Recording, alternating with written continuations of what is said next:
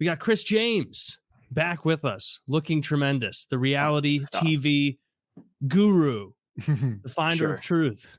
Is that, how you see yourself, a truth teller? That's often what I've been referred to as, the finder of truth. Yeah. But yeah.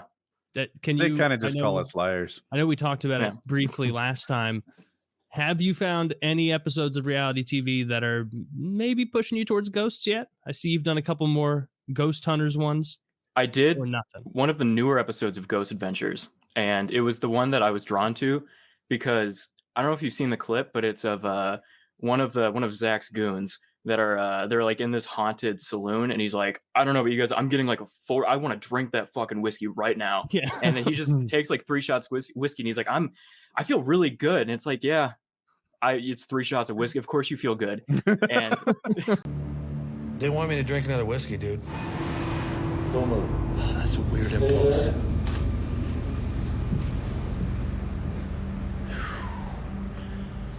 That is a weird impulse, man. Billy starts acting very strange and has this sudden impulse to drink more whiskey. Hey, out of all the times that we've been ghost hunting and stuff, I have never had an impulse. I want to drink that right now. I want another shot of this whiskey right now. But then you're gonna be drunk. It's the weirdest thing. Like, I want to do it. Can I just do it? Oh, you might get drunk. No, they're telling me we should do it. Billy. Cheers. That would be your 3rd shot. You've never done this before in a lockdown. That's 3? That's 3 shots of whiskey you just did, bro. It feels good. Dude, I saw that exact clip where the guy, I thought it was like a skit, like a silly skit, which it kind of is. Yeah, it is a the whole silly show. Skit. Have you seen this clip, Kyle? This ghost hunter walks past this table that has whiskey on it and is like, guys, I have such a strong urge to take a shot of that whiskey. And they're like, out of nowhere? And he's like, yes, all I had to do was walk by this bottle of whiskey and I want a shot. And then he like proceeded to give in to the demonic booze demon and indulged him with 3 shots. And the other guy, if I recall, was like acting just befuddled, like you would never do shots out of a whiskey bottle unless there were a Western gunslinging devil man. Yeah, Zach is pissed at him the rest of the time. He's like, dude, you are wasted. You got to get out of my face. Like, you're ruining this the integrity of this investigation. And I'm like, of the Ghost Adventures investigation. We don't drink on the job. Fuck you. This is all made up. That was for all of us. And you drank most Mark. of it. Mark was busting ghost drunk on the job. I had to fire him. We get sued by a ghost. What are you going to do? They had to let him not out. only, I think that is, no offense to anyone, but I hate those ghost programs. The idea of watching it, like, look, I spend my time in silly ways. I watch silly things, learn lore about made up things. But my God, they have been looking for ghosts since like 1997, and they haven't found one yet with their fucking EM meters and their wackadoo fucking look at when this line moves, ghosts are here. Okay, buddy, that's a vibrator. Like, it's nonsense. I've seen the behind the scenes stuff, and I've heard people like tell on them and be like, yeah. They'll just like throw a pebble into the corner of the room and everybody will go, oh, what was that? What was that? They'll like have, they have like made up technology just, at like, this point. Yeah. Yes. What are some of the made up technologies, Chris? They have this one camera where they're like, they pick up anomalies and it's like stick figures moving in the background. I'm like, what is this camera reading? It's like, they're like, if you can see there's a guy in the back and another guy in the back, and they have to be anomalies of the spiritual realm.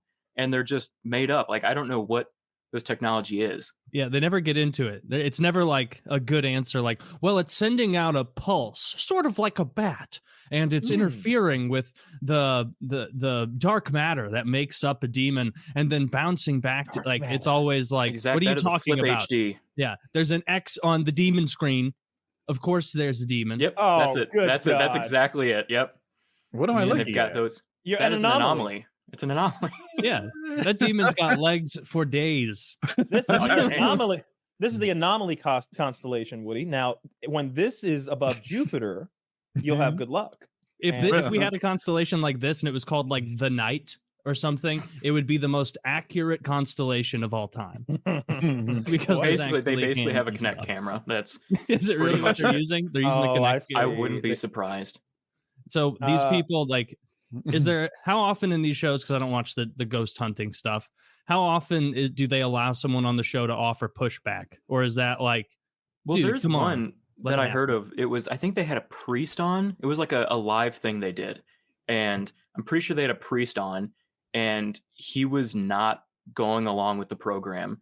And he was like, yeah, it's probably, I mean, it could be, but it's probably not a demon. And Zach was getting pissed. And they ended up, he's like, I'm getting this negative evil energy from the spirit. We have to cut this short. And then they just cut the program. This guy was just not playing along. He's like, what the fuck, dude? Come on. I think the spirits were starting to influence the priest. They were making him say all sorts of lies. All sorts of crazy things. They start trying we found a much more holy priest. Father, make it up. Off backstage.com. Yeah, off of Fiverr. I am here to remove the demon problem. That's what I'm talking about. Yeah, this is the finest priest you can get for $6 quickly. Fiverr Africans. The Fiverr Indian guy. That would be good. Yeah, I could never get sucked into the demon ghost shows. And even if I bought in fully that you were able to track demons with like a camera or something, why would a demon suddenly reveal itself to a couple of fucking retards out of nowhere? If you're a demon, I can buy into. No, if you're a demon and you're going around, what you want as a demon is for nobody to believe in you. You do not want people believing you're real. You want to be, because it's like the goal of like Satan and demons, like at least in like a lot of theology, is like their goal is to corrupt you, to make you think that your own selfish desires are what you want. They don't want you going, I'm gonna drink these whiskey shots because the devil's telling me to. They want you to be like, yeah, I'm gonna be slothful. I'm gonna do what I want. I'm gonna be gluttonous. I'm gonna do what I want. Just want you to have a good time. Convenient. Like the way the demons operate is they have as little proof of their existence as possible, but they're real. Dude, if you're trying to get someone to fuck themselves up, you don't want a big scary demon in the corner of the room being like, don't work out and overeat. Like, then you're going to be like, oh, hitting the elliptical. But if you are convinced in your own pride that you know what's best for yourself, then you're going to fall into it. You got to, like, a demon wouldn't let itself be seen on TLC. I still can't get past the convenience of this whole thing. How demons want to exist in a way that you don't really prove they exist. Let me help. Well, I don't think the demons have to exist a ghost in your paradigm. On the other hand, a ghost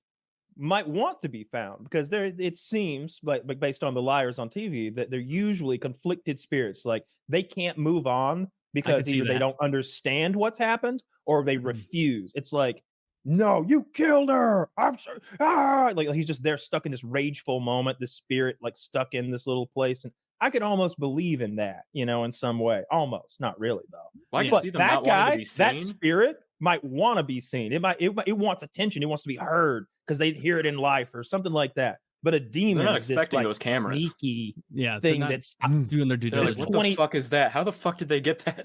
Yes, I've been spotted. Demons know about cameras. Trust me, they know all about cameras. It's funny. It's like I would trust you about demons. I could not be more on.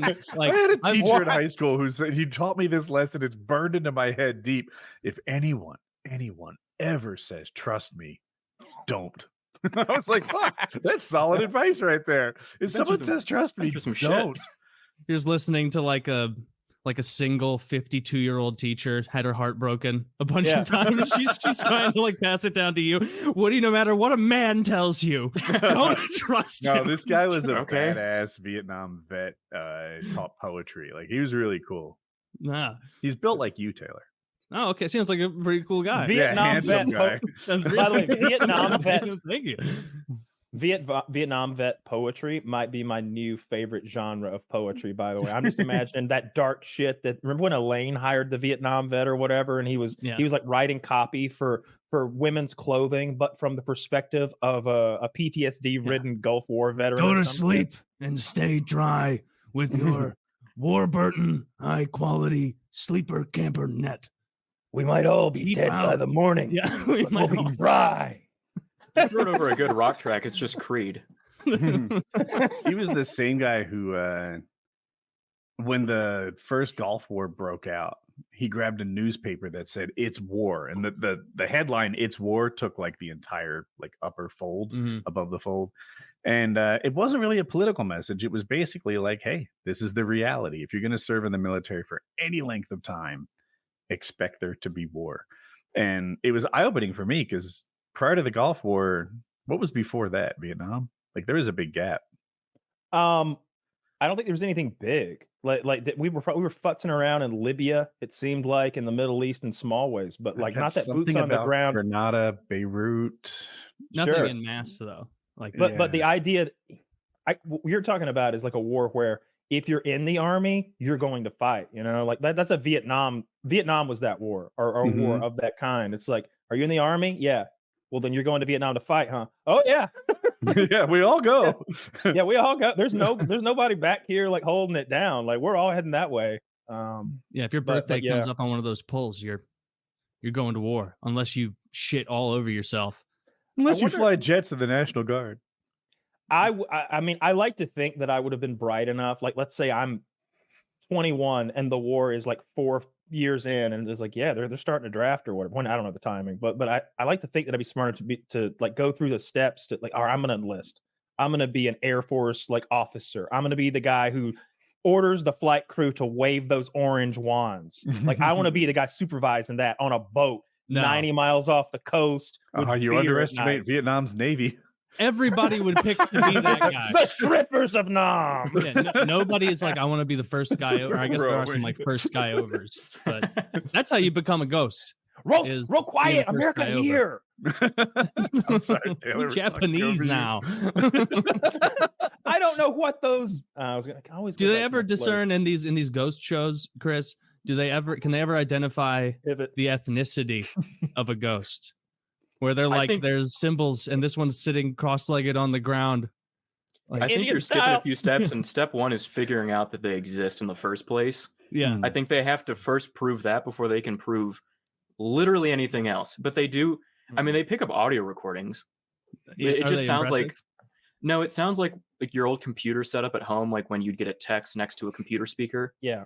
It makes that noise. That's about it. Yeah, that's about it. And you're like screaming at your mom not to pick up the phone because you're playing. Exactly. Yeah. That's all they pick up. And then those stick figures. That's about it. Or they'll be like, man, it's fucking cold in here. And then that's the one. I need that priest to be like, it might just be a draft. And they go back. There's always it's demons, spirits go like they just anomaly is just covers everything. So that's all they do. It's just as much as I hate those people, and I view that kind of programming as like, you know, they're making up like nonsense, but pretending it's real. And for some reason that irks me. As much as I hate that, the people I really hate are the ones who make those documentaries about mermaids or Bigfoot or something like that. And I'm talking about like on Discovery Channel, they'll have. I remember they had a mermaid. Discovery's always been full of on like either History or Discovery. This is like 10 years ago. And the idea was they were teasing that we're going to prove mermaids are real tonight. And I remember me and this girl like sitting in this hotel bed. I was like on the road and I'm like, they are not going to prove mermaids are real, but we're going to watch every minute of this. And they would get to the cusp of every commercial break and they would show you this fake ass footage of a mermaid tail. And they'd be like, when we come back, we're going to talk to. And then they like disguise the guy's voice like he's in Mermaid Protection Program or some shit. I saw the mermaid. There's a mermaid conspiracy. Like, and you come back from a commercial and it's like 5 minutes of recapping the last 5 minutes before the commercial. And you're like, I was just here. Dude, it's crazy when you watch that with no commercials. And like, I know, that's it. That's what I go through every fucking video. I'm like, okay, I got to do a lot of fucking skipping. 3 minutes of lead up to the commercial, and then you don't even have a bunch of fucking pharmaceutical commercials to bust it up. It doesn't people feel dying of like plaqued up arteries. It just goes straight to. I haven't heard about Ozempic in minutes.